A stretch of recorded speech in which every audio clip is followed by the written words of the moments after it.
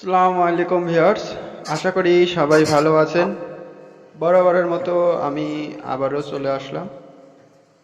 আমি গত 3-4 দিন আগে ঢাকা থেকে কিছু মাল নিয়ে আসছি, সে মালগুলো কাটিং করলাম। দেখেন, মাত্র 2 দিনে আমার 80 ডজন মাল কাটিং শেষ হলো।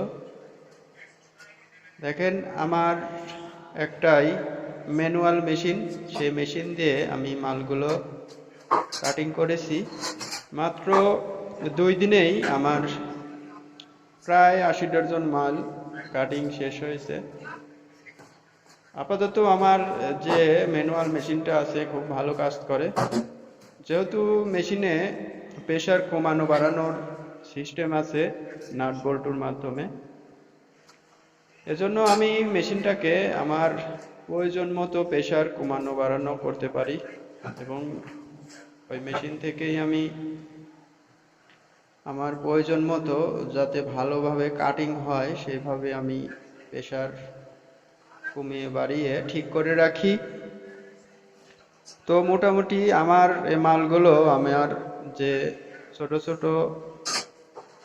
গ্রামের ভাই রয়েছে, যারা অনেক ছোট, স্কুলে লেখাপড়া করে, তাদেরকে আমি দিয়ে এগুলো কাটিং করে নিছি। তারা খুব দ্রুতর সাথে 2 দিনের মধ্যে আমার কাটিং করে দিয়েছে, খুব ভালো, তারাও কাটিং করতে পারে।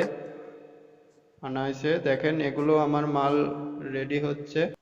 আপাতত মার্কেটে আমার প্রচুর চাহিদা রয়েছে এবং অনেক অর্ডার পড়ে আছে। আমি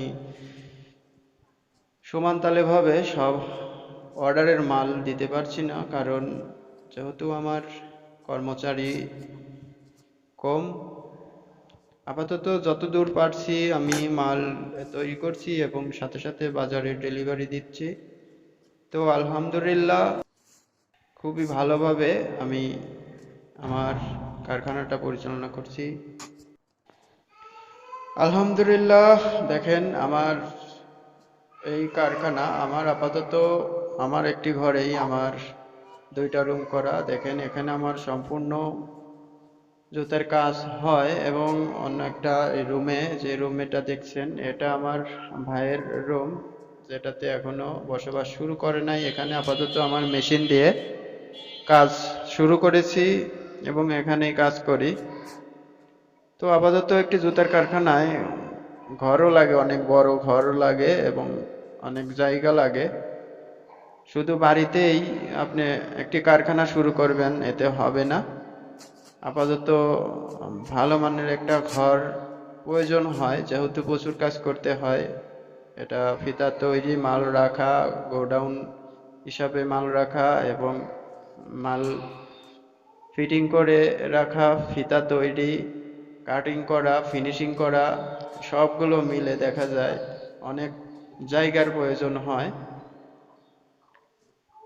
তো আলহামদুলিল্লাহ, আমি আপাতত এভাবেই চালাচ্ছি। দেখেন, এটা আমার ভাইয়ের ঘর, যেখানে তারা এখনো থাকা শুরু করে নাই, পাশে থাকে, অন্য পাশে রুম আছে। এখানে আমি এটি আপাতত ইউজ করছি, আমার কাটিং মেশিনটা এখানে রাখছি, এবং আমার আর একটা পরিত্যক্ত রুম আছে, যেখানে আমি আমার মালামালগুলো, আস্ত মাল, যে মালগুলো ঢাকা থেকে অর্ডার দিই, সেগুলো নিয়ে এসে আমি সেই ঘরে রাখি, এবং সেখান থেকে নিয়ে এসে আমার ঘরের বারান্দাতে কাটিং করি, এবং এখানে ফাইনালি কাটিং করি এবং আমার ঘরের বারান্দাতে রং দেই, এবং সেখান থেকে মাল তৈরি করি।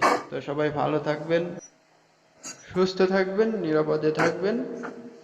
আল্লাহ হাফেজ।